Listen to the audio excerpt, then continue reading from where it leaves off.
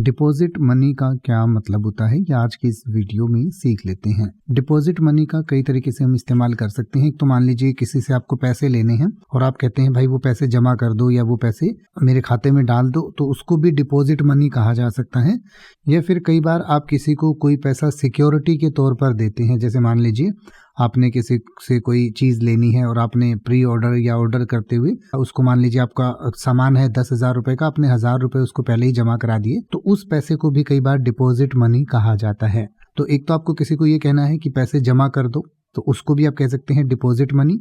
या पैसे जमा करे हुए हैं किसी सिक्योरिटी के लिए, उसको भी डिपॉजिट मनी कहा जा सकता है। या to place money into a bank account, यानी किसी बैंक अकाउंट में पैसे जमा करना को भी डिपॉजिट मनी कहते हैं। अलग अलग सेंस में इसका अलग अलग तरीके से हम इस्तेमाल कर सकते हैं। जैसे कि आप कह सकते हैं I went to the bank to deposit money yesterday, यानी कि कल मैं पैसे जमा करने के लिए, पैसे डालने के लिए बैंक में गया।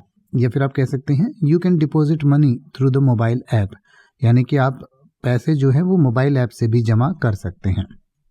अब आप किसी भी वर्ड का मतलब हिंदी और इंग्लिश में YouTube पर सर्च कर सकते हैं। आपको मेरी वीडियो मिल जाएगी जिसमें आप बिना किसी फालतू बकवास के सीधा उस वर्ड का मतलब समझ पाएंगे। तो ऐसी ही वीडियोस को देखते रहने के लिए चैनल को सब्सक्राइब करें और बेल आइकन को प्रेस करें।